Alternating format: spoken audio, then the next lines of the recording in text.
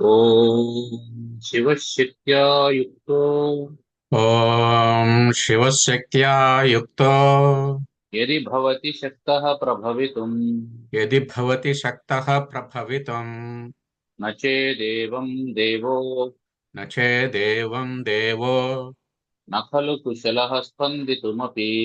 न खलु कुशलः स्पन्दितुमपि। अतस्त्वामाराध्याम् ततस्त्वामाराध्याम् हरिहरविरिञ्चादिभिरपि हरिहरविरिञ्चादिभिरपि प्रणन्तुं स्तोतुं वा प्रणम्तुं स्तोतुं वा कथमकृतपुण्यः प्रभवति। कथमकृतपुण्यः प्रभवति। ॐ सर्ववेदान्तसिद्धान्तगोचरम् ॐ सर्ववेदान्तसिद्धान्तगोचरम् तमगोचरम् तमगोचरम् गोविन्दं परमानन्दम् गोविन्दं परमानन्दम् सद्गुरुं प्रणतोऽस्म्यहम्।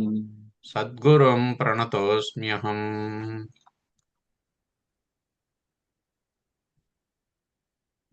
జగద్గురు శంకరాచార్యుల వారు వివేక చూడామణి అన్నటువంటి ప్రకరణ గ్రంథం ద్వారా ముముక్షులైనటువంటి వారికి కావలసినటువంటి జ్ఞానాన్ని అందజేస్తూ ఉన్నారు. ఇప్పటి వరకు మనం దృశ్య ప్రపంచమైనటువంటి పంచభూతాలు, శరీరాలు, ఇంద్రియాలు, వాటిలో సూక్ష్మంగా ఉన్నటువంటి ప్రాణము, అహంకారం మొదలైనటువంటి విషయాలన్నింటినీ వాటి గురించి తెలుసుకున్నాం. అవి ఈ పంచభూతాల వల్ల ఏర్పడతాయని,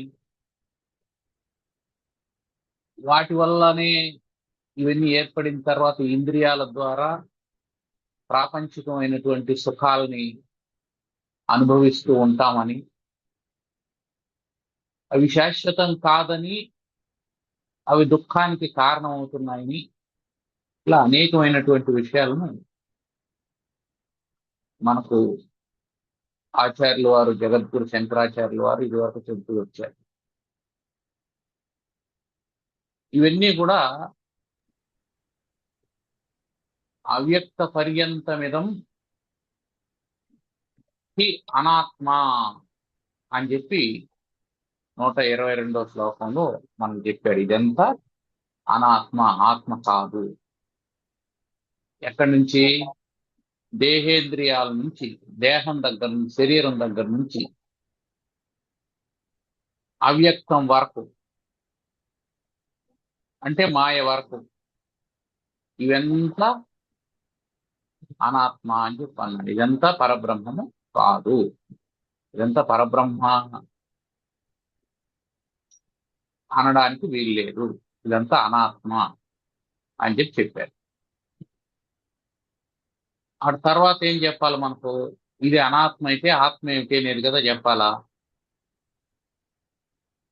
దాన్ని ప్రారంభం చేస్తూ ఉన్నాను.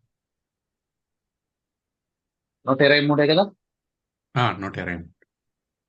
మాయా మాయా కార్యం మాయా మాయా కార్యం సర్వం మహదాది దేహ పర్యంతం సర్వం మహదాదిదేహ పర్యంతం అసదితి అసదితి అసదిదం అనాత్మాకం అసదిదం అనాత్మాత్మం అసదిది అనాత్మకం. అసదిది అనాత్మతం. ఇప్పుడు అనాత్మతత్వం అని ఇచ్చాడా? అనా అసదిదం అనాత్మతత్వం విద్ధి అసదిదం అనాత్మతత్వం విద్ధి త్వం మరుమరీచికా కల్పం. త్వం మరుమరీచికాకల్పం. త్వం అంటే నీవు, నీవంటే శిష్యుడు. ఎవడైతే మోక్షాన్ని పొందాలని అనుకుంటున్నాడో వాడు. ఎవడైతే ఈ భ్రాంతి నుంచి బయటపడాలని అనుకుంటూ ఉన్నాడో వాడు. త్వం అంటే నీవు అని అర్థం. నీవు విద్ది తెలుసుకో. ఏం తెలుసుకో? ఇదం అనాత్మతత్వం. ఇదంతా అనాత్మ అని తెలుసుకో అన్నాడు. ఇదంతా మాయా. ఆ తర్వాత మాయా కార్యం సర్వం.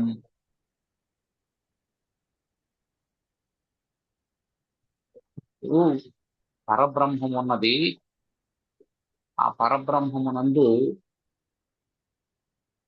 పరబ్రహ్మం కంటే భిన్నమని గాని అభిన్నమని గాని చెప్పడానికి వీలుగానటువంటి ఒక అపూర్వమైన జగత్కల్పనా శక్తి ఉన్నది. దానికే మహత్తని, అవ్యక్తమని ఇవన్నీ పేరు పెట్టుకున్నాం. అది త్రిగుణాత్మకమైనటువంటిది. ఆ త్రిగుణాత్మకమైనటువంటి శక్తి, జగత్కల్పనా శక్తిలో శుద్ధ సత్వగుణ ప్రధానమైనటువంటి శక్తికి మాయా అని పేరు. శుద్ధ సత్వగుణ శక్తికి మాయా అని పేరు. మలిన సత్వగుణ శక్తికి అవిద్య అని పేరు. ఈ శుద్ధ సత్వగుణమైనటువంటి మాయ నుంచి, ఈ మాయ యందు, శుద్ధ సత్వగుణమైనటువంటి మాయ యందు పరబ్రహ్మ చైతన్యం ప్రతిఫలించింది. పరబ్రహ్మ చైతన్యం ప్రతిఫలించింది. ఇప్పుడు ఆ ప్రతిఫలనాన్ని ఏమంటామంటే మనం సాబాసుడు అంటాం. సాబాసుడన్నా ఆబాసుడన్నా ఒకటే. అంటే అది ప్రతిబింబం అని అర్థం. సాబాసుడు అంటాం. ఇప్పుడు మాయా, ఆ మాయా విశిష్టమైనటువంటి సాబాసుడు, ఆ మాయకు అధిష్టానంగా ఉండేటువంటి పరబ్రహ్మం, ఈ మూడింటిని కలిపి మనం ఈశ్వరుడు అన్నాం. ఈశ్వరుడు అన్నాం. ఆ తర్వాత మలిన సత్వగుణ ప్రధానమైనటువంటి శక్తికి మనం అవిద్య అని పేరు పెట్టాం. ఈ అవిద్యలో కూడా పరబ్రహ్మం యొక్క చైతన్యం ప్రతిఫలిస్తుంది. ఈ అవిద్యలో ప్రతిఫలించినటువంటి సాబాసుడు, అవిద్యకు ఉపహితంగా ఉన్నటువంటి పరబ్రహ్మం, ఈ మొత్తాన్ని కలిపి మనం జీవాత్మ లేదా జీవుడు అని అంటున్నాం. అంటే ఇప్పుడు పరమాత్మ కాకుండా మనకి ఎన్ని ఏర్పడినాయంటే ఈశ్వరుడు, ప్రకృతి, జీవుడు మూడు ఏర్పడి. ఈశ్వరుడు, ప్రకృతి, జీవుడు మూడు ఏర్పడి. ఈ ఈశ్వరునికి కారణ శరీరం మాయ. ఈశ్వరునికి కారణ శరీరం మాయ. ఈ మహత్తులో నుంచి శబ్దగుణకమైనటువంటి ఆకాశము,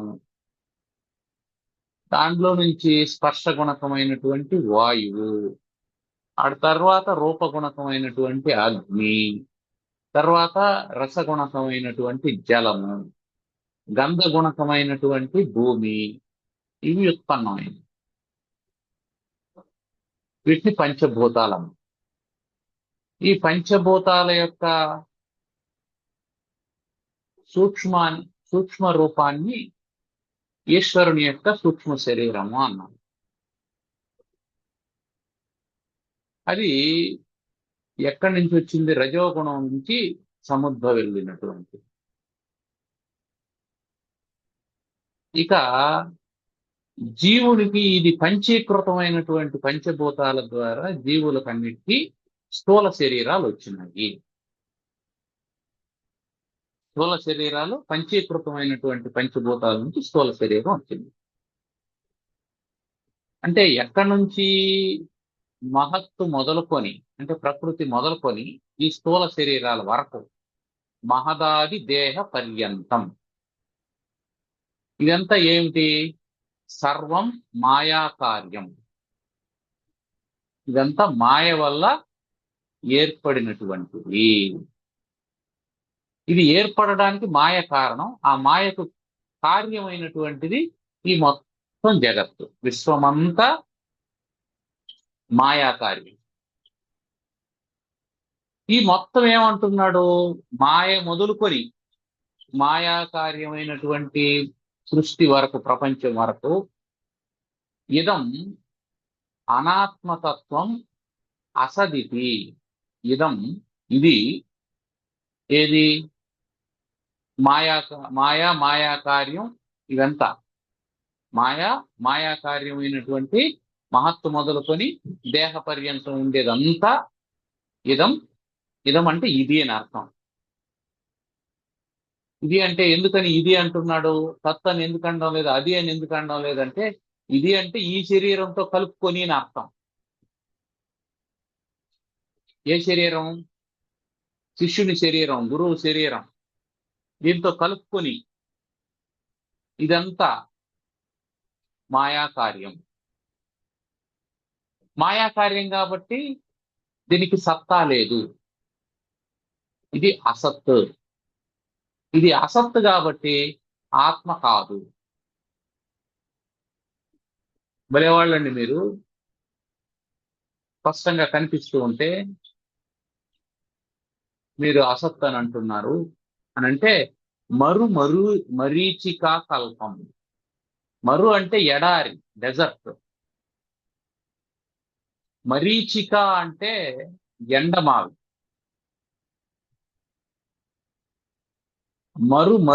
మరీచికా కల్పం అంటే ఎడారిలో ఎండమావి వంటిది. మిరేజస్ అంటామే. ఎడారిలో మనకు దూరంగా ఒక ఎండమావి కనిపిస్తూ ఉంటుంది. అక్కడ నీళ్లు ఉన్నట్టు అనిపిస్తూ ఉంటుంది. దప్పికొన్నటువంటి వాడు ఏం చేస్తాడు? దాని గురించి తెలియనటువంటి వాడు, దాని తత్వాన్ని తెలియనటువంటి వాడు, అదిగో అక్కడ నీళ్లు ఉన్నాయి అని అక్కడికి నడుస్తాడు. అది ఇంకొంచెం దూరం పోయి ఉంటుంది. అక్కడున్నాయి నీళ్లు, అక్కడున్నాయి నీళ్లు, అక్కడున్నాయి నీళ్ళు అని నడుస్తూనే ఉంటాడు. ఎప్పటి వరకు? ఓపుకున్నంత వరకు. ఆ తర్వాత పడిపోతాడు, అయిపోయింది. అట్లాగే మానవుడు కూడా ఇదిగో అందులో ఉంది సుఖం, ఇందులో ఉంది సుఖం, ఇందులో ఉంది సుఖం. బాల్యంలో మూఢుడు కాబట్టి సుఖం లేదు. ఆ తర్వాత యవనంలో సుఖం ఉందని అనుకుంటాడు. ఆ తర్వాత లౌకికమైనటువంటి విద్యల్లో సుఖం ఉందనుకుంటాడు. ఆ తర్వాత భార్య పిల్లల్లో సుఖం ఉందని అనుకుంటాడు. ఇట్లా అనుకుంటూ అనుకుంటూ అనుకుంటూ అనుకుంటూ వెతుక్కుంటూ వెతుక్కుంటూ వెతుక్కుంటూ వెళ్ళిపోతూ ఉంటాడు. అందువల్ల ఇదంతా సత్యం కాదు, మరీచికా కల్పం అని చెప్తాను. ఏ విధంగా అయితే ఎడారిలో మనకు ఒక ఎండమావి కనిపిస్తుందో, ఆ ఎండమావి ఎట్లా అసత్యమో, అదే విధంగా ఈ మొత్తం మహదాది దేహ పర్యంతం ఇదంతా కూడా అసత్తు. అసత్తు అంటే లేనిది అని కాదు అర్థం. లేనిదని కాదు అర్థం. ఎండమావి లేనిది కాదు, ఎండమావి ఉంది. ఎండమావి ఉంది, అందులో నీళ్లు లేదు. ఇది గుర్తుపెట్టుకోవాలి. మనం ఎండమావి లేదని చెప్పడం లే. ఎండమావి ఉంది, అందులో నీళ్లు లేవు. అట్లాగే ఇప్పుడు రజ్జువును చూశాం. ఆ రజ్జు యందు సర్పం అధ్యారోపితమైంది. ఇప్పుడు పామును చూశాం. పామును చూసినప్పుడు పాము ఉందా లేదా అంటే పాము ఉంది. పాము లేదని మనం చెప్పడం లే. ఇక్కడ అసత్ అని చెప్పినా, మిథ్య అని చెప్పినా, మాయ అని చెప్పినా మనం లేదని చెప్పడం లేదని గుర్తుపెట్టుకోవాలి. ఉన్నది సత్యం కాదు అని చెప్తున్నాం అంతే, అది లేదని చెప్పడం లేదు. ఏది ఉన్నట్టు నీకు కనిపిస్తూ ఉందో అది సత్యం కాదు బాబు అని అంటున్నాం. నీకు పాము కనిపించింది, అది నిజం కాదు. మరి అయితే నాకు ఎందుకు కనిపించింది అని అంటే, ఒక్కసారి నీకు ఆ త్రాడు జ్ఞానం కలిగిందంటే పాము ఉంటుందా? ఉండడం లేదు, అది పోతుంది. అట్లాగే ఇది ఎండమావి అని తెలిసిన తర్వాత నువ్వు పరిగెత్తావా దాంట్లో నీళ్ళు తాగడానికి? లేదు. అప్పుడు ఎండమా ఉంటుందా ఉండదా అంటే ఉంటుంది, అప్పుడు కూడా కనిపిస్తూ ఉంటుంది. అది ఎండమావి అని స్పష్టంగా నీకు ఏర్పడిపోయిన తర్వాత, అందులో నీళ్లు ఉండవని నీకు అర్థమైపోయిన తర్వాత ఇక నువ్వు పరిగెత్తవు.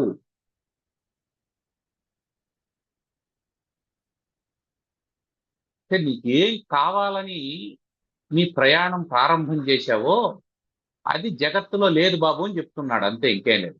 అది ఆసక్తి అంటే. జగత్తుంది, ఎప్పటి వరకు ఉంటుంది? నువ్వు మేల్కొన్నంతసేపు ఉంటుంది. నువ్వు నిద్రపోయినప్పుడు ఉందో లేదో నీకు తెలియదు. ఇది నీ అనుభవం చెప్పాలి. నువ్వు నిద్రపోయినప్పుడు కూడా ఉందబ్బా మేమంతా ఉన్నాం కదా అని అంటే దాన్ని ఎవరు కాదని చెప్పడం లేదు. కానీ విద్య అంటే అర్థం ఏంటంటే, నీకు వాస్తవ జ్ఞానం కలిగినప్పుడు ఇది కనిపించకుండా పోవడం విద్య. దాన్ని మరు మరీచిక కల్పం అని అన్నాం. ఇదంతా ఏమిటి? ఇదం అసత్, ఇది సత్యము కాదు. సత్యం అంటే ఏమనుకున్నాం? 3 కాలాల్లోనూ ఉండాలి, అది సత్యం. 3 కాలాల్లో ఉండేది సత్తు. అసత్ అంటే 3 కాలాల్లో లేనిది అని అర్థం. ఒకప్పుడు ఉండొచ్చు, ఎప్పుడు ఉంటుంది? జాగ్రత్తలో కనిపిస్తుంది. జాగ్రత్తలో ప్రపంచం అంతా కనిపిస్తుంది. స్వప్నంలో ఒక భాగం మాత్రమే, అందులో ఒక భాగం మాత్రమే కనిపిస్తుంది, అంతా కనిపించదు. సుషుప్తిలో అసలేది కనిపించడం. అంటే అర్థం ఏమిటి? ఒక కాలంలో ఉంది, ఇంకొక కాలంలో లేదు, కాబట్టి దీనికి అసత్ అని పేరు. అసత్ అని పేరు. అందువల్ల భ్రాంతి కాలంలో ఉంటుందంతా. భ్రాంతి పోయిన తర్వాత లేదు. ప్రపంచం ఎప్పుడు ఉంది అంటే నీకు భ్రాంతి కాలంలో ఉంది. ఇది సత్యం అనుకున్నంత కాలం నీకు ఉంది. ఇది అసత్యం, దీనికి సత్తా లేదు అని ఎప్పుడైతే నీకు అర్థం అవుతుందో అప్పుడు ఉంటుందా అంటే ఉంటుంది, పోదు. ఈశ్వర రచితమైనటువంటి సృష్టి పోదు, ఎక్కడికి పోదు. నీకు అటాచ్మెంట్ ఉండదు, నీకు దానివల్ల భయం ఉండదు. నీకు అది సర్పం అని అనుకున్నప్పుడు ఏ కంపం అయితే కలిగిందో, ఏ చెమట్లయితే పట్టాయో అవన్నీ తగ్గిపోతాయి. ఆ వణుకు తగ్గిపోతుంది. ఎప్పుడు? త్రాటిని చూసినప్పుడు.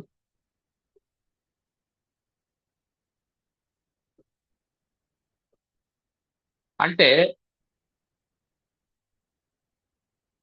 జగత్తు సత్యమని నువ్వు భావించడం వల్ల నీకు ఏ ఏ దుఃఖాలైతే కలిగాయో, అంటే ఆధ్యాత్మిక, అధిభౌతిక, అధిదైవికాలైనటువంటి దుఃఖాలు కలిగాయో ఆ దుఃఖాలు లేకుండా పోతాయి. ఇక్కడ కూడా మళ్ళీ జాగ్రత్తగానే వినాలి. లేకుండా పోతాయంటే జ్ఞానికి రోగం ఉండదా?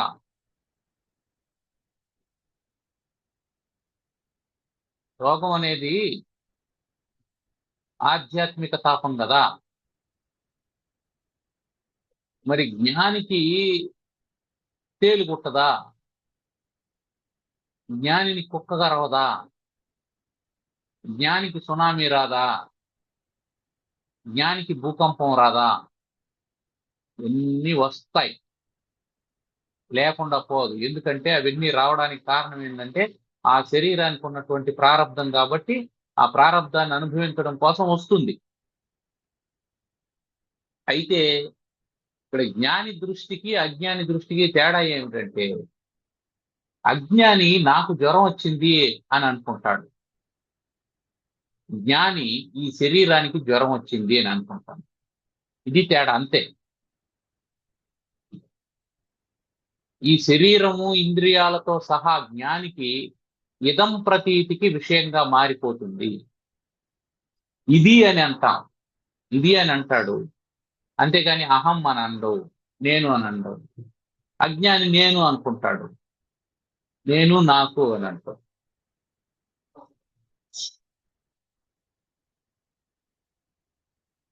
అజ్ఞాని నేను నాది అని అనుకుంటాడు, ఈ శరీరం నాదే అని అనుకుంటాడు. నాకు తలనొప్పి ఉంది, నాకు తలనొప్పి ఉంది అంటే అర్థం ఏంటి? నా శరీరానికి నా తలకు నొప్పి ఉంది అని అర్థం. ఆ స్పష్టత జ్ఞానికి ఉంటుంది. ఎప్పుడైతే నా శరీరానికి నొప్పి ఉందో అప్పుడు అది నాకు ఉండాల్సిన అవసరం లేదు. జ్ఞాని యొక్క ప్రాక్టీస్, జ్ఞాని యొక్క దృష్టి ఈ విధంగా ఉంటుంది. మనం ఇక్కడ పొరపడడానికి వీలు లేదు. అంటే జ్ఞాని అయితే శరీరంలో రోగాలు ఉండవు, శరీరానికి మరణం ఉండదు, శరీరానికి ముసల్తనం రాదు, ఇవన్నీ నో, అది కాదు, అన్నీ ఉంటాయి. జ్ఞానికి అజ్ఞానికి తేడా ఏమి కనిపించదు మనకు భౌతికంగా. జ్ఞాని అప్రోచ్కి అజ్ఞాని అప్రోచ్కి తేడా ఉంటుంది, అంతే. ఇది గుర్తుపెట్టుకోవాలి మనం. జ్ఞాని ఈ ప్రపంచమంతా మిథ్య అని అనుకుంటాడు.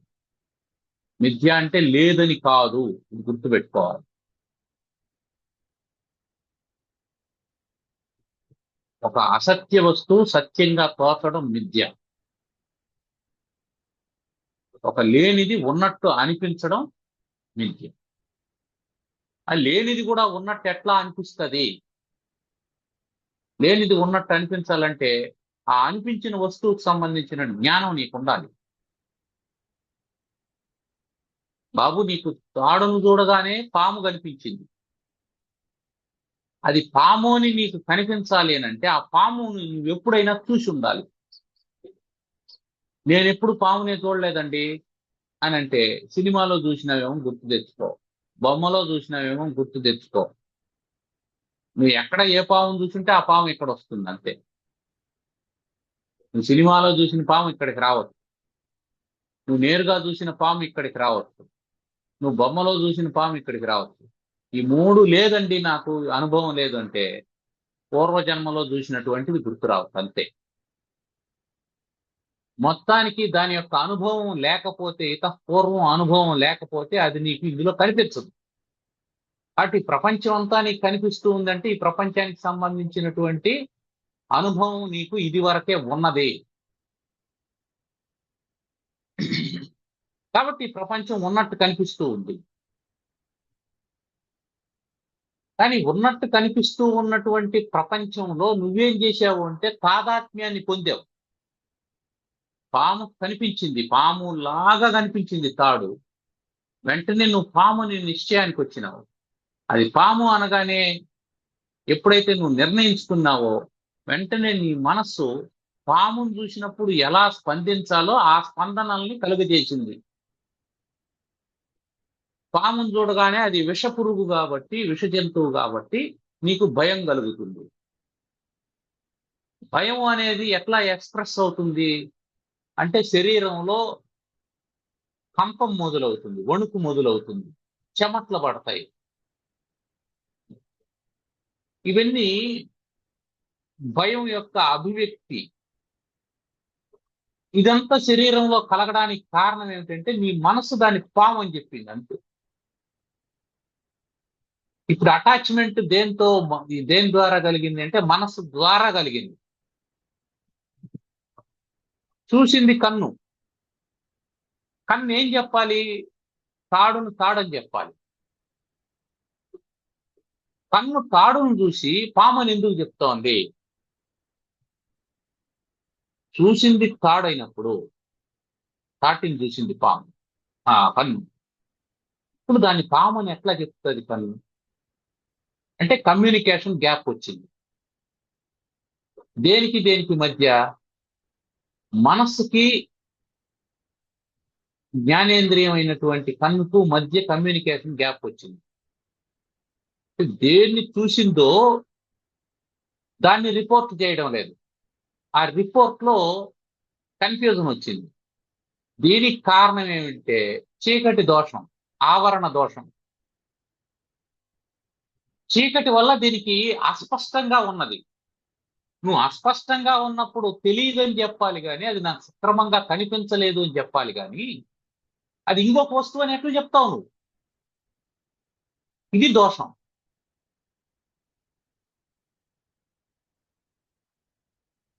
ఎవడు దొంగలించాడు అంటే చీకట్లో నాకు కనిపించలేదు ఎవడు దొంగ అని చెప్పాలి కానీ, పొడవుగా ఉన్నాడు కాబట్టి ఫలానా వాడు అయి ఉంటాడు, పొట్టిగా ఉన్నాడు కాబట్టి ఫలానా వాడు అయి ఉంటాడు అని హౌ కెన్ యూ డిసైడ్? నువ్వెట్లా డిసైడ్ చేస్తావు నీకు స్పష్టత లేనప్పుడు? అదే ఇక్కడ కూడా జరుగుతుంది. నువ్వు చూసింది తాడుని, నీ కంటికి అది స్పష్టంగా కనిపించిందా? లేదు, చీకటిగా ఉంది, కనిపించలేదు. అంటే అక్కడ ఏదో ఉంది, అది తాడా పామా అని నిర్ణయించడానికి నా వల్ల కావడం లేదు, అక్కడ చీకటి ఉంది అని కదా రిపోర్ట్ చేయాలి కన్ను. కన్ను ఏం చేస్తుంది? అది చూస్తుంది, ఆ పొడవుగా ఉంది, అక్కడ ఉంది అని అనగానే ఇంతకు ముందు దీంట్లో ఫ్రేమ్స్ ఉంటాయి, ఆ ఫ్రేమ్స్ టాలీ చేసుకుంటుంది ప్రిజర్వేషన్. ఒక వ్యక్తిని చూడగానే ఇదిగో ఈయన మురళి అని ఎట్లా గుర్తుపట్టావు? అంటే మురళిని మొదటిసారి చూసినప్పుడు మురళిని ఫోటో తీస్తుంది కన్ను. ఆ ఫోటోని జాగ్రత్తగా దాచిపెట్టుకొని ఉంటుంది మెమరీలో. ఇప్పుడు ఆ వ్యక్తి కనిపించగానే ఏం చేస్తుందంటే ఈ మొత్తం ఫోటోల్ని ఒకసారి చూస్తుంది. దేంతో కోయిన్సైడ్ అవుతుంది? మురళితో కోయిన్సైడ్ అయింది కాబట్టి ఇతను మురళి. ఒక్కోసారి టైం పడుతుంది, నిన్ను ఎక్కడో చూసినట్టుందే అంట. గుర్తొచ్చింది. ఓ 5 నిమిషాల తర్వాత గుర్తొచ్చింది, మీరు ఫలానా కదండి అని అంటారు. అవునండి అని. చూసిన వెంటనే ఎందుకు గుర్తుపట్టలేదు అంటే ఈ ఫోటో ఆ ఫోటో టాలీ కావడానికి టైం పడతా ఉంది. కారణం ఏమై ఉండొచ్చు? అవునండి, మీరు అప్పుడు గడ్డం పెట్టుకొని ఉన్నారండి, మీకు అప్పుడు గుండు లేదండి, అందువల్ల లేట్ అయింది. లేదా మీరు కొత్తగా ఇప్పుడు గడ్డం పెట్టుకొని కనిపిస్తున్నారండి, అందువల్ల మిమ్మల్ని గుర్తుపట్టడం ఆలస్యమైంది. అంటే ఏం చేస్తుంది మనసు? గడ్డం లేనటువంటి వ్యక్తిని ఫోటోల్లో చూసింది, ఎవడో కనిపించలేదు, టాలీ కాలేదు, ఎవడో గుర్తు రావడం లేదు అని అనుకుంది. ఇప్పుడు మనసు ఏం చేస్తుందంటే మళ్ళీ ఫోటోషాప్ వర్క్ చేస్తుంది. ఇది ఒకసారి వీడికి గడ్డం పెట్టి చూద్దామని వీడు గడ్డం పెట్టి చూస్తుంది, అప్పుడు టాలీ అయింది. గుర్తొచ్చినాడు, నువ్వు మురళి, ఇంతకుముందు గడ్డం పెట్టుకోను, ఇప్పుడు గడ్డం లేదు. ఇది జరిగేటువంటి. మరి తాడు విషయంలో ఎందుకు అట్లా అంటే తాడు విషయంలో కూడా తొందరపాటు దానికి అంతే. ఒక్క నిమిషం ఆలోచన చేసి ఒక్క నిమిషం చూసిందంటే అది ఏమిటి అని చూస్తే అది త్రాడు అనేది స్పష్టం అయిపోతుంది. కానీ ఏం చేస్తుంది తెలుసా కన్ను? వెంటనే రిపోర్ట్ ఇచ్చేస్తుంది మనసుకి. ఎట్లా దానికి దగ్గరగా ఉండేటువంటి ఫోటో ఏది కోయిన్సైడ్ అయితే అది. పాము ఫోటో కోయిన్సైడ్ అయింది. ఒకటికి అది జలధారలాగా కనిపిస్తుంది, నీళ్లు పోతా అన్నట్టు కనిపిస్తుంది. ఇంకొకటికి అది కర్రలాగా కనిపిస్తుంది. ఎందుకు? వాడు కర్రను చూశాడు, కర్ర ఫోటో ముందు వచ్చింది, ఈ తాడు కర్రలాగా అనిపించింది. ఇంకొకడు చిన్న జలధారం చూశాడు, వాని మనసు ముందుగా దేన్ని క్యాచ్ చేసింది? జలధారను క్యాచ్ చేసింది. అందువల్ల ఒకడికి జలధారగా కనిపించింది, ఒకటి కర్రగా కనిపిస్తుంది, ఒకటి పాముగా కనిపిస్తుంది. మూడు అసత్యమే, మూడు మిథ్య. అంటే భ్రాంతి కాలంలో మాత్రమే ఉండి జ్ఞానం కలిగినప్పుడు కనిపించకుండా పోయేదాన్ని మిథ్య అంటాం. కనిపించకుండా పోయిందంటే కనిపించకుండా పోదు, అది అక్కడ లేదంతే. దాని మీద దాంతో అటాచ్మెంట్ లేదు. జ్ఞానికి ప్రపంచానికి అటాచ్మెంట్ ఉండదు, ఇది ఒకటే గుర్తుపెట్టుకోవాలి. ప్రపంచం ఉండకుండా పోదు. ప్రారంధం ఉన్నంతసేపు దేహం ఉంటుంది, అట్లాగే సామూహిక ప్రారంధం ఉన్నంత కాలం ప్రపంచం కూడా ఉంటుంది అనేది గుర్తుపెట్టుకుంటేనే మనకు శాస్త్రం అర్థం అవుతుంది. లేదంటే ఇదంతా లేదని చెప్పినాడు, లేదని చెప్పినాడు, కనిపిస్తా ఉంది, లేదని చెప్పినాడు, కనిపిస్తా ఉంది, లేదని చెప్పినాడు అంటే శాస్త్రం మీద విశ్వాసం పోతుంది. అది లేదని చెప్పినాడు అంటే పారమార్థిక దృష్టితో లేదని చెప్పినాడు, వ్యావహారిక దృష్టితో లేదని చెప్పలేదు. ఈ సత్ అనేది మూడు రకాలు: వ్యావహారిక సత్తా, ప్రాతిభాసిక సత్తా, పారమార్థిక సత్తా అని. వ్యావహారిక సత్తా ఏమిటి? వ్యవహారంలో కనిపిస్తూ ఉండేది, జాగ్రత్త అవస్థలో నువ్వు చూస్తూ ఉన్నటువంటి దాన్ని అంతా కూడా వ్యావహారిక సత్తా అంటాం. ఇదంతా వ్యావహారిక ప్రపంచం. నీ వ్యవహారం నడుస్తూ ఉంటుంది, నీ వ్యాపారం నడుస్తూ ఉంటుంది, ఇది కనిపిస్తూ ఉంది, ఇదంతా వ్యావహారిక సత్తా, వ్యావహారిక ప్రపంచం. ఈ ప్రపంచానికి ఉన్నటువంటిది వ్యావహారిక సత్తా.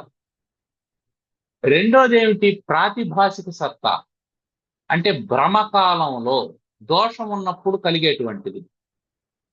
నిద్రా దోషం ఉన్నప్పుడు స్వప్నం కలిగింది, నిద్రా దోషం ఉన్నప్పుడు స్వప్నం కలిగింది. ఆ టైంలో స్వప్నం ఉంది, నువ్వు కలగంటున్నటువంటి టైంలో స్వప్నం ఉంది. వ్యవహారంలో ఉండేదే స్వప్నంలో ఉందా? ఉంటే ఉండొచ్చు, లేకపోతే లేదు, కొత్తది ఉండొచ్చు, అది వేరే విషయం. That is not the considerable thing. ఉంది, అప్పుడుంది, దాన్ని ప్రాతిభాసిక సత్తా అన్నాం. ఇప్పుడు అద్దం ముందర ఒక వ్యక్తి నిలుచుకున్నాం,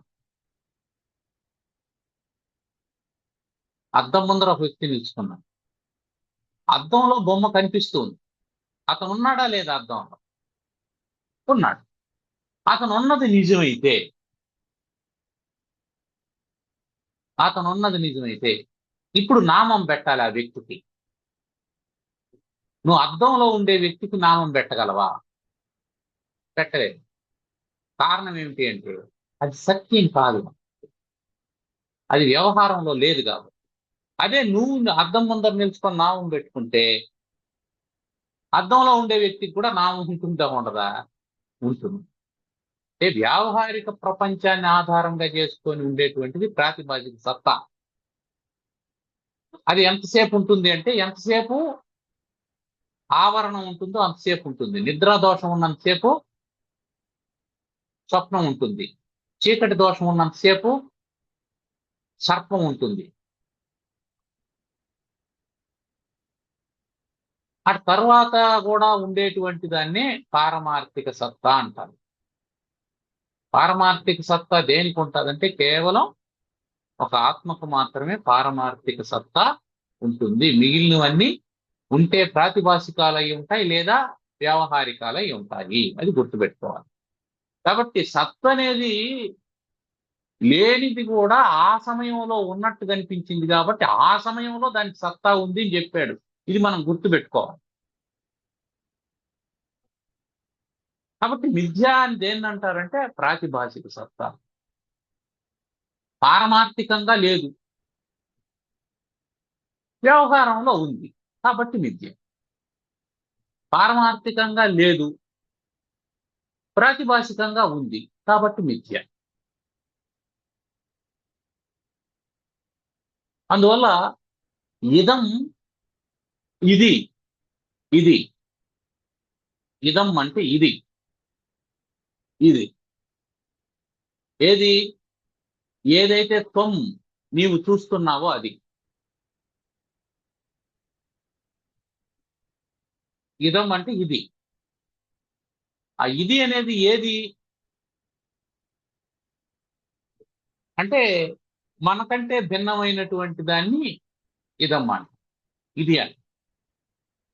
నీకంటే భిన్నమైనటువంటిది నువ్వేమనుకుంటున్నావు అంటే ల్యాప్టాప్ నాకంటే భిన్నమైంది, వాటర్ బాటిల్ నాకంటే భిన్నమైంది, పుస్తకం నాకంటే భిన్నమైంది, పెన్ను నాకంటే భిన్నమైంది, కాబట్టి వీటినన్నిటిని ఇది ఇది ఇది ఇది ఇది అని అంటున్నాం. కానీ గుర్తుపెట్టుకోవాల్సినటువంటి విషయం ఏమిటి? ఇది నా చెయ్యి, ఇది నా కన్ను, ఇది నా నోరు, ఇది నా శరీరం, దాన్ని కూడా ఇది అని అంటున్నావు. కాబట్టి ఏది ఇది అని చెప్పబడుతుందో అది నేను కాదు, ఇది గుర్తుపెట్టుకోవాలి. ఇదం అనాత్మతత్వం.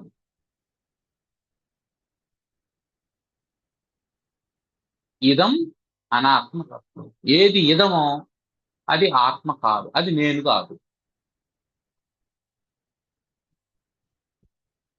ఇది అని దేన్ని అంటున్నామో అది నేను కాదు.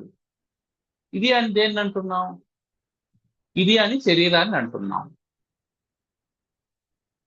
ఇది నా శరీరము అంతటితో ఆగిపోయిందా? ఇది నా కన్ను, ఇది నా చూపు, ఇది నా మాట, ఇది నా పాట. అంటే పాట నువ్వు కాదు. ఇది నా నోరు, నోరు నువ్వు కాదు. ఇది నా కన్ను, కన్ను నువ్వు కాదు. ఇది నా మనస్సు,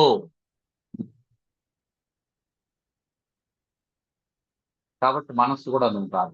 ఇది నా ప్రాణం, ప్రాణం కూడా నువ్వు కాదు. ఇది నా ప్రాణం అని, ఇది నా మనస్సు అని ఏదైతే తెలుసుకుంటూ ఉందో అది నేను, అది ఆత్మతత్వం. ఇప్పుడేమవుతుంది? ఈ నేను అనే దానికి నాది అనే దాంతో సంబంధం ఏర్పడింది. నేను అనే దానికి నాది అనే దాంతో సంబంధం ఏర్పడింది. నాది అనేటువంటిది ఏమిటంటే మారిపోయేటువంటిది, నాశనం అయిపోయేటువంటిది. ఇప్పుడు నేను అనే దానికి నాది అనే దాంతో సంబంధం ఏర్పడినటువంటి కారణం చేత నాదిని నేను అని అనుకొని ఆ నాది అనే దానికి వచ్చే మార్పులన్నీ నాకు వచ్చే మార్పులు అనుకొని దానివల్ల కలిగేటువంటి దుఃఖం అంతా నా దుఃఖం అని అనుకుంటూ ఉన్నాం. ఈ విభజన తెలియాలి. ఏది నేను, ఏది నాది.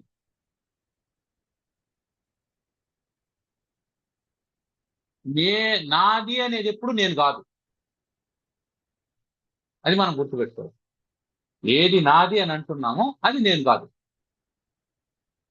కాబట్టి నాది అనే దానికి ఏదైనా వచ్చింది అంటే అది నాది కాదు. మళ్ళీ నాది అనే దానికి ఏదైనా వచ్చిందంటే అప్పుడు కూడా నేను కాదు.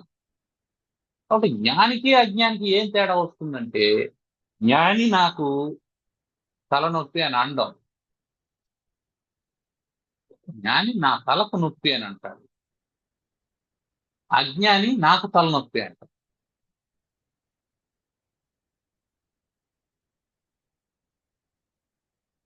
జ్ఞాని నేను ఇంట్లో ఉండాను అనే స్పృహతో ఉంటాడు. అజ్ఞాని ఇల్లే నేను అనుకుంటాడు.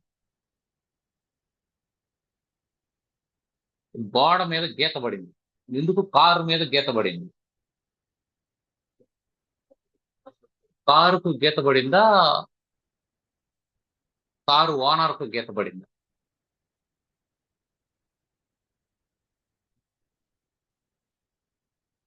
కానీ అపురూపంగా కారును చూసుకునేటువంటి వాడు వాడికే గీత పడినంత ఫీల్ అయిపోతాడు, బాధపడతాడు, దుఃఖితుడు అవుతాడు.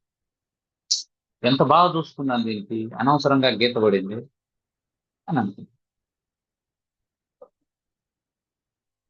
ఇప్పుడు బాధపడాల్సినటువంటి కారు బాధపడ్డాంలే, ఎందుకు? అది జడ పదార్థం. బాధపడకూడనటువంటి వాడు బాధపడుతూ ఉన్నాడు, ఎందుకు? వీనికి దాంతో తాదాత్మ్య సంబంధం ఉంది. అందువల్ల త్వం, నీవు, ఇదం, దీన్ని అనాత్మతత్వం విద్ది, ఇది అనాత్మ అని తెలుసుకో.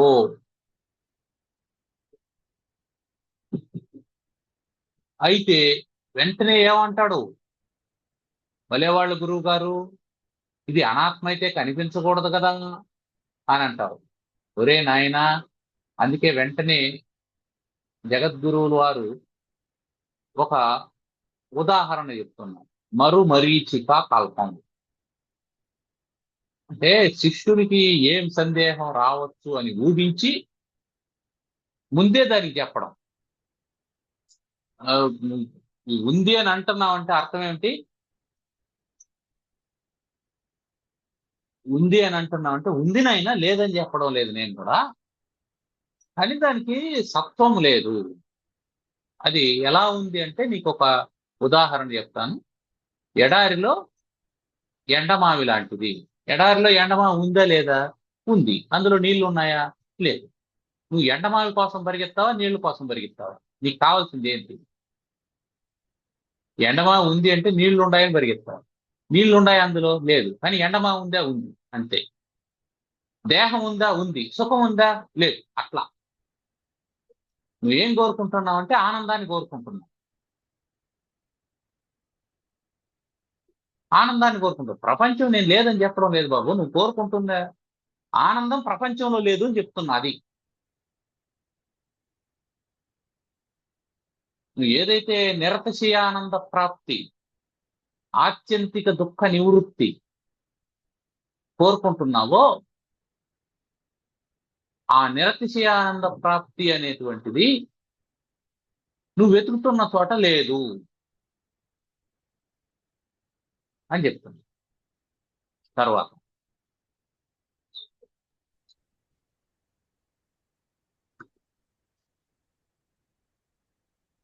అథ తే సంప్రవక్ష్యామి అథ తే సంప్రవక్ష్యామి స్వరూపం పరమాత్మనః స్వరూపం పరమాత్మనః యద్విజ్ఞాయ నరో బంధాత్ యద్విజ్ఞాయ నరో బంధాత్ ముక్తః కైవల్యమశ్నుతే. ముక్తః కైవల్యమశ్నుతే.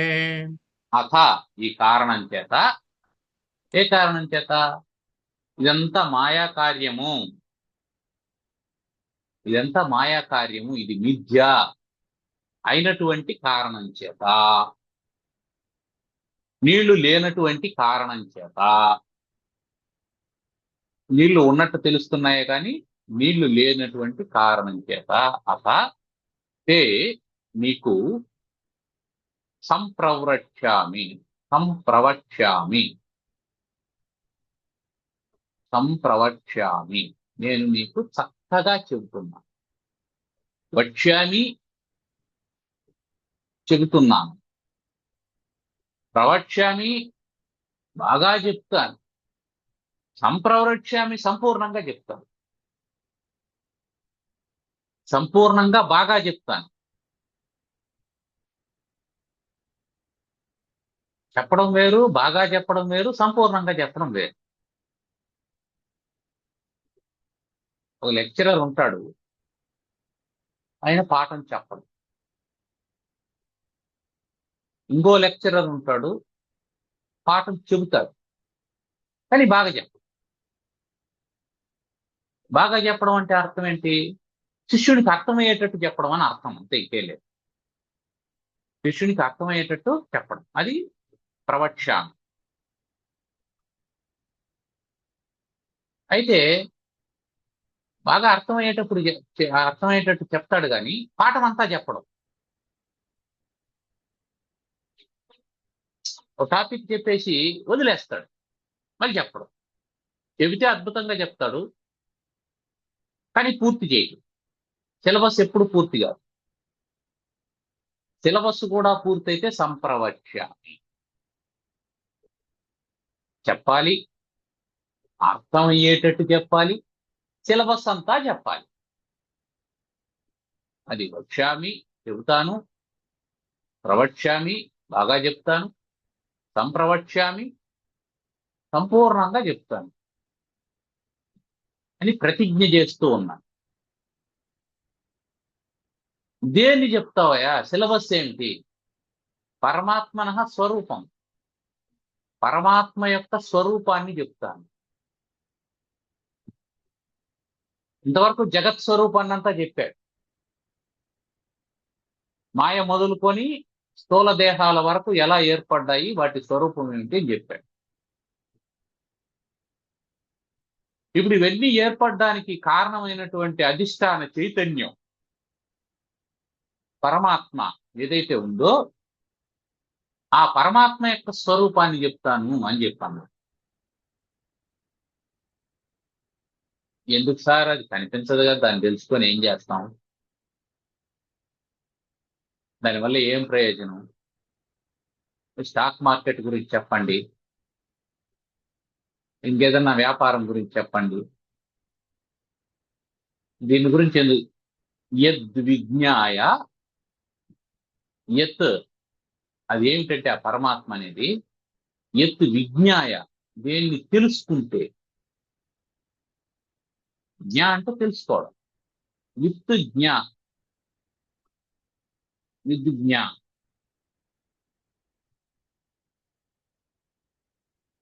విజ్ఞ అంటే వివరంగా తెలుసుకోవడం,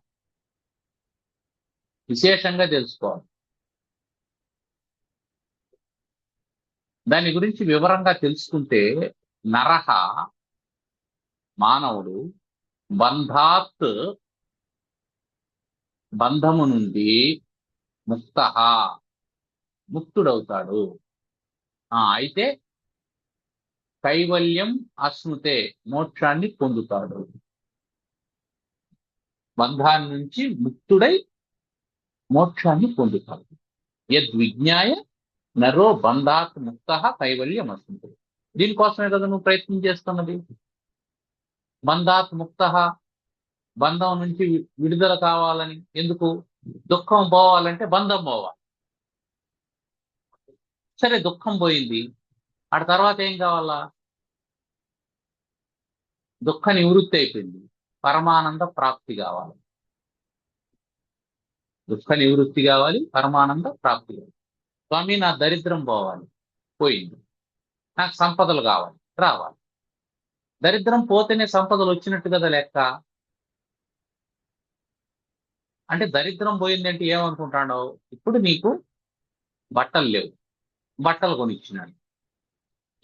ఆకలిగా ఉంది, భోజనం పెట్టినాడు. వర్షం వస్తుంది, ఆ రూమ్ లో ఉండు అని చెప్పి అన్నాడు. ఇప్పుడు పోయిందని దరిద్రం పోయింది, మళ్ళీ రాదా? ఇల్లు మీది కాదు, కాసేపటి తర్వాత వర్షం తగ్గిన తర్వాత వెళ్ళిపో అంటాం. ఈ జత బట్టలు చినిగిపోయినాయంటే బట్టలు లేవు. వెంటనే వచ్చేది ఏంటంటే ఇంకో 3 గంటల తర్వాత, 4 గంటల తర్వాత మళ్ళీ ఆకలేస్తుంది. సో ఇప్పుడు మానవుడు ఏం కోరుకుంటున్నాడంటే, నా దరిద్రం పోవాలి, అది శాశ్వతంగా పోవాలి. దరిద్రం పోవడం అంటే అర్థం ఏంటంటే అది శాశ్వతంగా పోవాలి. అంటే మళ్ళీ నేను నువ్వు పెడితే గాని తినేటువంటి పరిస్థితిలో ఉండకూడదు, నా తిండి నాకు దొరకాలి. నువ్వు ఇస్తే గాని నేను కట్టుకునే పరిస్థితిలో ఉండకూడదు, నాకు బట్ట నాకు ఉండాలి. నువ్వు దయదలిస్తే గాని తలదాచుకునే పరిస్థితి ఉండకూడదు, నా ఇంట్లో నేను ఉండాలి అని జీవుడు కోరుకుంటాడు.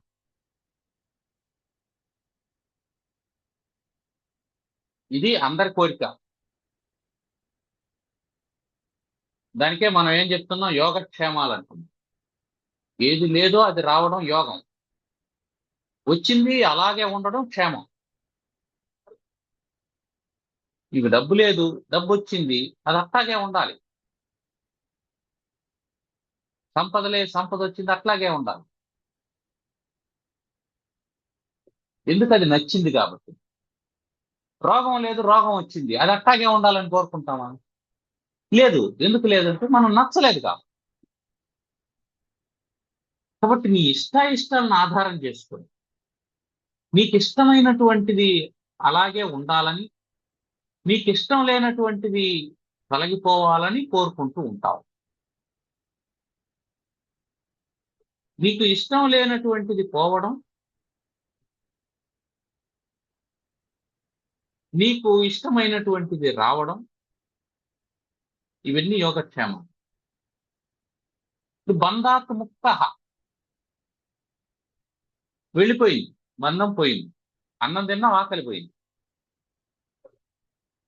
ఇప్పుడు కైవల్యం అశ్నుతే అన్నాడు. అదెందుకు అంటే, మళ్ళీ ఆకలేసినప్పుడంతా నాకు అన్నం సిద్ధంగా ఉండాలి, అది కైవల్యం. నాకు ఇంకా దుఃఖం ఉండకూడదు. అత్యంతిక దుఃఖ నివృత్తి, పూర్తిగా దుఃఖం పోవాలి. పరమానంద రూప ప్రాప్తి, పరమానంద ప్రాప్తి, పరమానందం కలగాలి. కాబట్టి ఈ రెండు కలగాలంటే బంధం పోవాలి, మోక్షం కలగాలి. దుఃఖం పోవాలి, ఆనందం కావాలి. ఇవి కలగాలంటే విజ్ఞాయ, తెలుసుకుంటే పోతుంది. దేన్ని తెలుసుకుంటే పోతుంది? పరమాత్మన స్వరూపం. పరమాత్మ స్వరూపం తెలుసుకుంటే పోతుంది.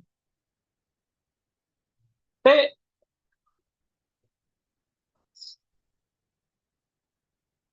ఎంత సింపుల్ గా ఉందో మనకు అర్థమైపోయింది. నీకు కష్టం అని అనిపిస్తుంది, కానీ ఆ కష్టం పోవడానికి పరిష్కారం చాలా సింపుల్ గానే ఉంది అని అనిపిస్తుంది. బంధాన్ముక్త కైవల్యం అశ్నుతే. ఎప్పుడు? పరమాత్మన స్వరూపం విజ్ఞాయ.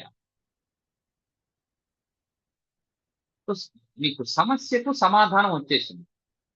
ఇక చేయాల్సింది నువ్వు దాన్ని తెలుసుకోవాలి. స్వామి, ఏం చేయాలా దీనికి? నాకు జలుబుగా ఉంది, ఏం చేయాలా? కషాయం తాగు, ఆవిరి పట్టు, పోతుంది అని. అయితే నీకు రెమెడీ తెలుస్తుంది. ఇప్పుడు ఏం చేయాలా? కషాయం తాగాలి, ఆవిరి పట్టాలి.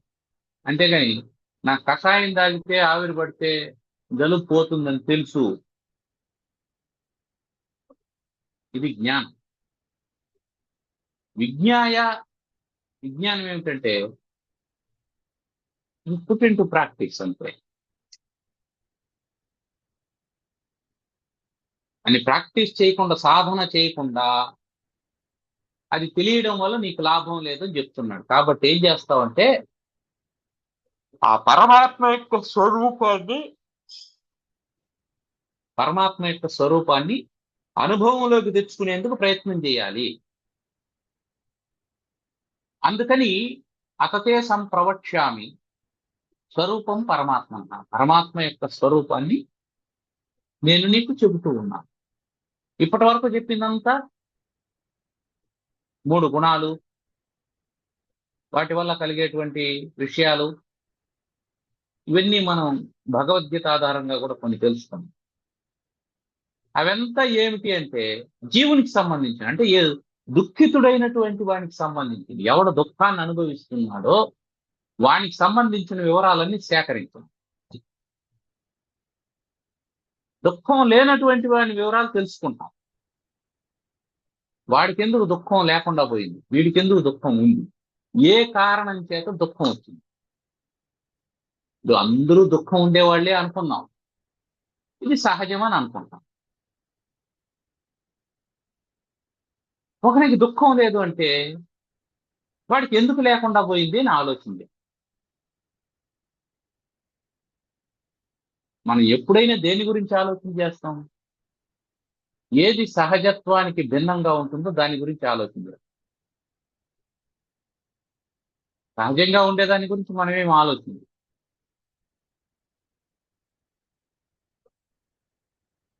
అందరూ రోడ్డుకి ఎడం వైపున వెళ్తూ ఉన్నారు, అది వార్త కాదు.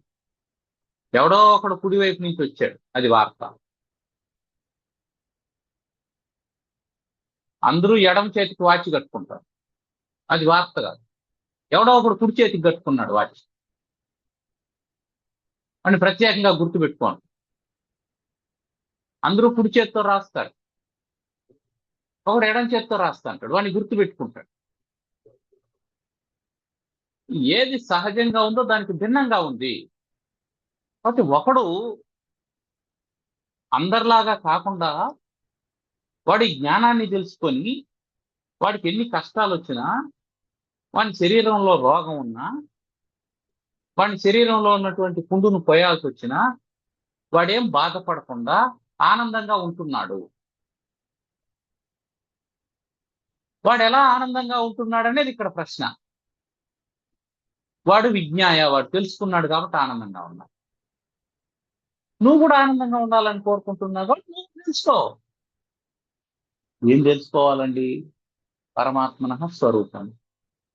నాకెలా తెలుస్తుందండి? అహం ప్రవక్ష్యామి, నేను చెప్తాను ఆయన నీకు, నేను చెప్తాను. నీ అంతకు నువ్వు తెలుసుకోవాల్సిన పని లేదు. నేను చెప్తాను, తెలుసుకో.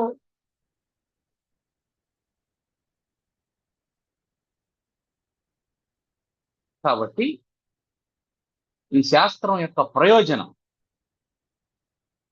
వివేక చూడామణి యొక్క ప్రయోజనం, బంధాన్ ముక్త కైవల్యం అంటే ఇది తెలుసుకున్నటువంటి వాడు, ఇందులో తెలుసుకున్నటువంటి వాడు బంధం నుంచి విడుదల పొంది మోక్షాన్ని పొందుతూ ఉన్నాడు.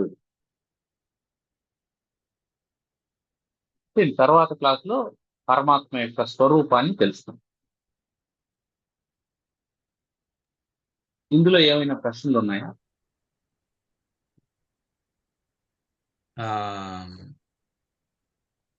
ఈ కమ్యూనికేషన్ అనేది ఒక చాలా చక్కగా ఉంది. మనసుకి, జ్ఞానేంద్రియానికి కమ్యూనికేషన్ గ్యాప్ అనేది రిపోర్ట్, ఆవరణ దోషం తెలియనీయకుండా ఇమేజెస్ అనేది ఒకటి చెప్పుకున్నాం. ఈ ఈ ఇమేజెస్ ఏది ముందొస్తే అది కూడా చెప్పుకున్నాం. కానీ ఆ జ్ఞానికి ఆ ఇమేజెస్ ఉంటాయా అనేది ఒక ప్రశ్న. జ్ఞానికి ఇమేజెస్ ఉంటాయి. కానీ జ్ఞానికి కూడా ఇమేజెస్ తో తాదాత్మ్యం చెందడం అంతే. ఇమేజెస్ ఉంటాయి, లేకపోతే జ్ఞాని మనల్ని ఎంత గుర్తుపడతారు? కరెక్ట్. జ్ఞానికి కూడా ఇమేజెస్ ఉంటాయి. ఆ ఇమేజెస్ ఉన్నా సరే దానివల్ల వచ్చేటువంటి ఎమోషన్స్ జ్ఞాని కంట్రోల్లో ఉంది. ఇప్పుడు అది పాముగా కనిపించింది, జ్ఞాని ఏం చేస్తాడు? ఓహో పామా, సరేలే అని అనుకుంటుంది. అక్కడ వచ్చింది. అదే మనం అయితే అమ్మో పాము అని, అమ్మో పాము అని ఎందుకన్నాం? మనకు భయం ఉన్నది. ఏమా భయం? అది కాటు వేస్తుంది అనే భయం. ఎవరిని కాటు వేస్తుంది? శరీరాన్ని కాటు వేస్తుంది. శరీరం పాడైపోతుంది అనే భయం ఉంది. అంటే శరీరంతో మనకు సంబంధం ఉంది, దాన్ని కాపాడుకోవాలి, ఇదంతా ఉంది. జ్ఞానికి శరీరం మీద వ్యామోహం ఉండదు కాబట్టి అది పాము అయితే ఏముంది, పులి అయితే ఏముంది, వచ్చింది తినింది, అబ్బా ఈ శరీరం దాని ఆకలి తీర్చడానికి ఉపయోగపడింది, సంతోషం అని అనుకుంటాం. అది కాటేసింది, ప్రాణం బయలుదేరుతుంది. ఓహో ఈ శరీరంతో ఉండేటువంటి అనుబంధం తెగిపోయింది, ప్రారంభం ఇక్కడికి నశించిపోయింది అని అనుకొని సంతోషిస్తాం. ఇక్కడ ఏమిటి మనం చూడాల్సింది ఏంటంటే దృశ్యంలో మార్పు లేదు, దృష్టిలో మార్పు అంతే. దృశ్యం అట్లాగే ఉంటుంది, దృష్టిలో మార్పు వస్తుంది.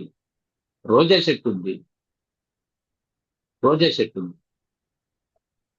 ఆ రోజా చెట్టును ఒకడు చూశాడు, వాడు చిచి ఇది ముండ్ల చెట్టు అని అనుకున్నాడు.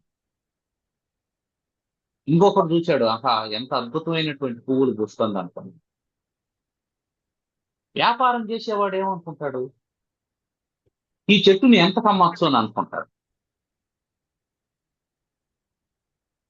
కొనాలనుకునేవాడు ఈ చెట్టుకి ఎంత కొనచ్చు అనుకుంటాడు. అంటే ఒకే వస్తువు మీద, ఒకే దృశ్యంలో నీ దృష్టి మారింది. ఓ భక్తుడు ఏమనుకుంటాడు, ఆహా ఎంత అద్భుతమైనటువంటి పువ్వులు పూసినాయి, ఈ పువ్వులు తీసుకెళ్లి స్వామికి పాదాల మీద పెట్టి పూజ చేస్తే ఎంత బాగుంటుంది అని అనుకుంటాడు. ఓ ప్రియుడు ఏమనుకుంటాడు, తన ప్రేయస్కి పువ్వులు ఇస్తే ఎంత సంతోషిస్తుంది అని అనుకుంటాడు.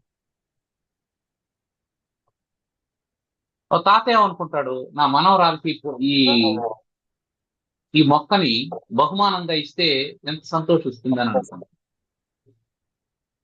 సో దృశ్యం మారిందా? లేదు, కానీ దృష్టి మారిపోయింది. ఈ దృష్టి ఎందుకు మారింది అంటే వాడి సంస్కారాన్ని బట్టి మారింది. కాబట్టి ఇక్కడ ఏం చెప్తున్నా అంటే నీ సంస్కారాన్ని మార్చు, దృష్టి మారిపోతుంది. దాన్నే విజ్ఞాయ అన్నాడు. నీ సంస్కారం ఎట్లా వస్తుంది నీకు?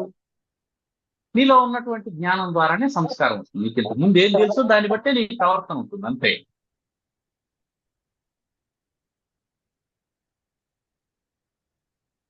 నీకేం తెలుసో దాన్ని బట్టి ప్రవర్తన ఉంటుంది.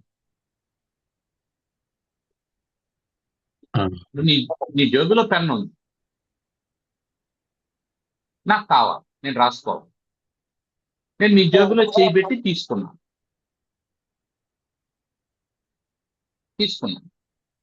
నాకు ఎవరైనా చెప్పున్నారనుకో ఇంతకు ముందు, బాబు ఎవరి వస్తువు అయినా మనకు కావాల్సి వస్తే అడిగి తీసుకో, వాళ్ళని అడిగి వాళ్ళు ఇస్తే తీసుకోవాలి అని ఇంతకు ముందు ఎవరైనా చెప్పుంటే నాకు ఆ సంస్కారం ఉంటుంది, నేను అడిగి తీసుకుంటాను.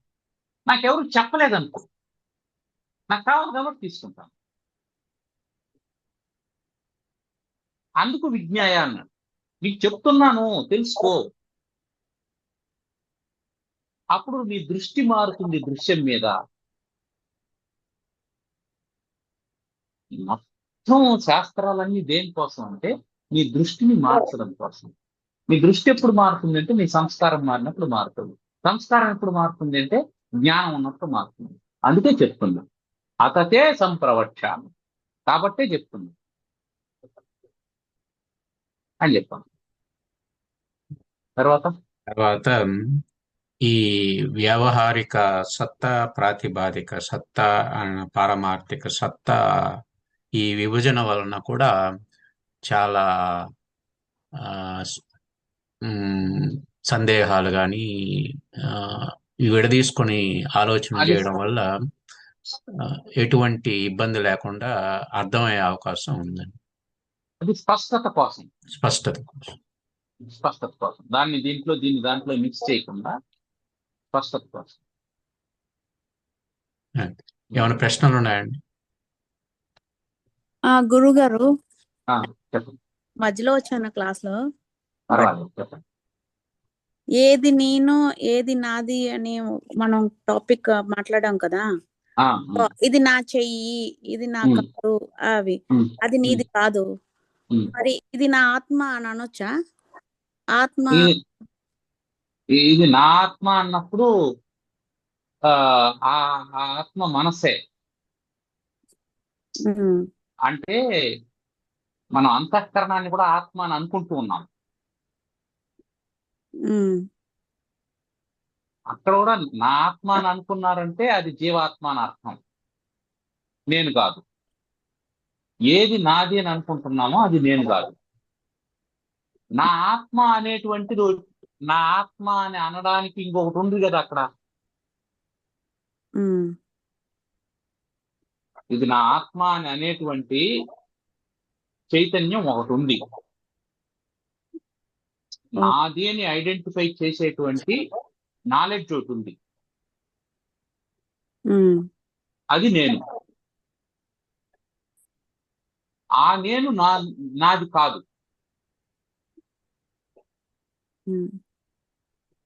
ఇది వచ్చి ఇండివిజువల్ సంబంధించింది, వ్యక్తిగతం సంబంధించింది. ఎవరికి చెప్పాల్సిన అవసరం లేదు, తెలుసుకుంటే చాలు.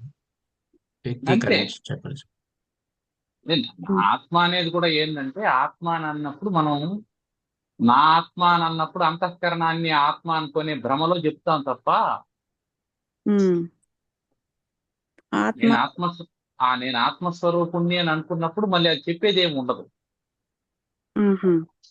మనం దేన్ని ఎక్స్ప్రెస్ చేస్తున్నామో అది మనకంటే భిన్నంగా ఉందండి. ఇది పాయింట్ మనం గుర్తుపెట్టుకోవాల్సింది. అంటే ఈ ఆత్మ అనేది ఒకటే, అందరికి అదే, అందరికీ ఒకటే, అందరికీ ఒకటే. ఇది ఏమిటంటే, మనం ఎట్లా బంగారాన్ని ముక్కులో వేసుకున్నప్పుడు ముక్కు పుడక, కంఠంలో వేసుకున్నప్పుడు నెక్లెస్, చెవిలో వేసుకున్నప్పుడు కమ్మలు, ఈ వేలికి వేసుకున్నప్పుడు రింగు, ఇదేంది అని అంటున్నాము. అదే అట్లా ఒక్కొక్క శరీరాన్ని ధరించినప్పుడు ఒక్కొక్క రకమైనటువంటి నామరూపాలతో ఉంది తప్ప the consciousness is the one and same. Okay. ఆ కాన్షియస్నెస్ వేర్వేరు ఉపాధుల్లోకి, అసెసరీస్ లేకి వచ్చినప్పుడు, ఏ విధంగా అయితే ఎలక్ట్రిసిటీ వేర్వేరు అసెసరీస్ లేకి వచ్చినప్పుడు ఒక చోట మెకానికల్ ఎనర్జీగా, ఒక చోట హీట్ ఎనర్జీగా, ఇంకో చోట లైట్ ఎనర్జీగా, ఇంకో చోట మ్యాగ్నెటిక్ ఎనర్జీగా ఎట్లయితే పరివర్తన చెందుతుందో అట్లా only one consciousness is manifesting in many ways because of the accessories, because of the bodies. If the soul is embodied, if the soul is manifested in the form of body, okay, then it varies ante. అర్థమైంది. ఇప్పుడు మనం ఏమనుకుంటున్నాం అంటే, ఆ body, ఆ embodied soul ని మనం individual unit గా తీసుకొని ఇప్పుడు ఆ బాడీతో కలిపి చెప్పుకుంటున్నాం మనం. That is the problem.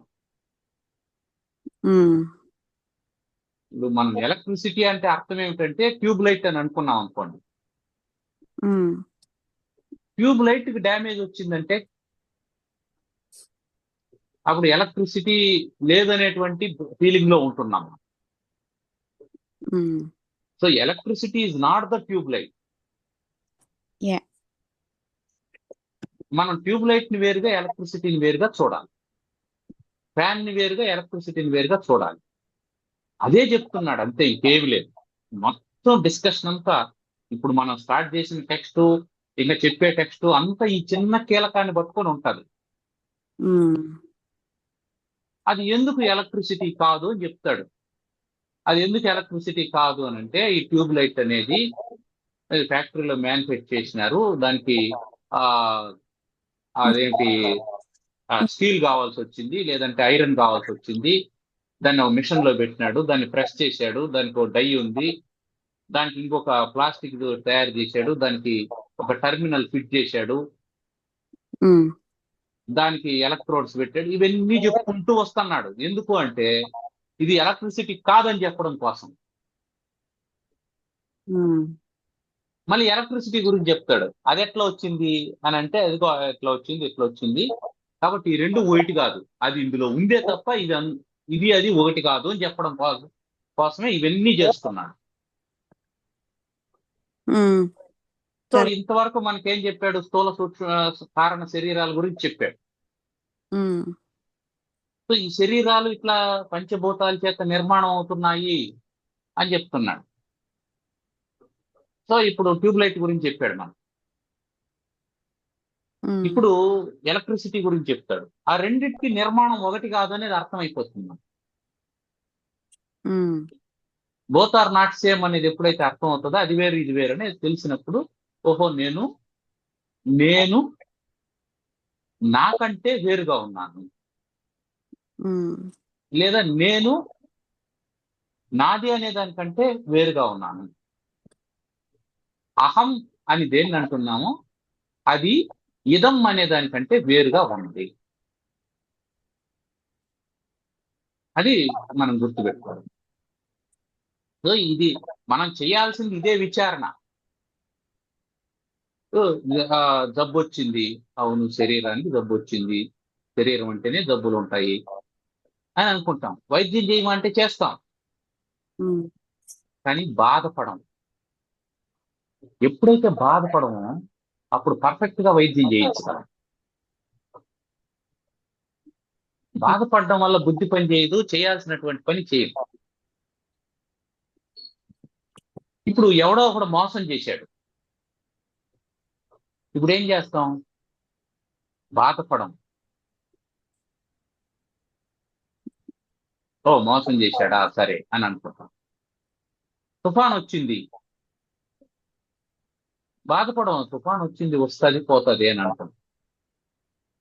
అంటే ఆధ్యాత్మిక అది భౌతిక అది దైవికాలన్నీ కూడా శరీరానికి అనేటువంటి భావన ఎప్పుడైతే వస్తుందో అప్పుడు మానసికంగా మనకు కృంగుబాటు ఉండదు. మన ప్రయత్నం అంతా ఏమిటంటే శరీరానికి కలిగేటువంటి బాధలు, ప్రపంచంలో ఉండేటువంటి బాధలు, వాటినన్నిటిని తెచ్చి మనసులో వేసుకొని ఈ లగేజ్ మోస్తూ ఉన్నాం మనం. ఇప్పుడు ఒకసారిగా ఈ బుట్టను దించి కింద పెట్టే పోతున్నాం, అంతే మనం చేయబోయేది. బుట్టను దించి కింద పెట్టేస్తే బుట్ట లేకుండా పోదు. బుట్ట ఉంటది కానీ బరువు ఉండదు. మీరు ఉద్యోగం చేస్తూ ఉంటారు, బరువు ఉండదు. సంసారం ఉంటుంది, బరువు ఉండదు.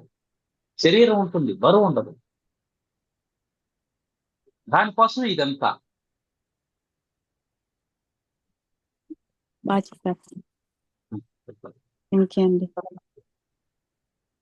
సో మామూలుగా గురువులు అనుభవించి ఆ పరమాత్మ తత్వాన్ని, జ్ఞాని గాని అనుభవించి ఆ చెప్పడం అనేది చెప్పేది జ్ఞానమే అయినప్పటికీ ఎదుటివాడు తీసుకుంటే అది అతని జ్ఞానం కలిగి అనుభవిస్తే అప్పుడు అది పూర్తి అవుతుంది. అంతే. నా చొక్కా మీకు సరిపోదండి,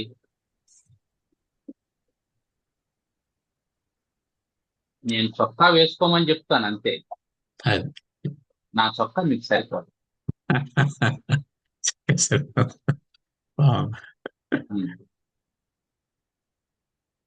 రైట్.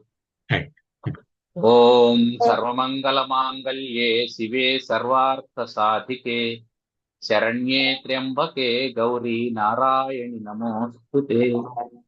ఓం స్వస్తి ప్రజాభ్యః పరిపాలయంతాం న్యాయ్యేన మార్గేణ మహీం మహీచాః గోబ్రాహ్మణేభ్యः శుభమస్తు నిత్యం.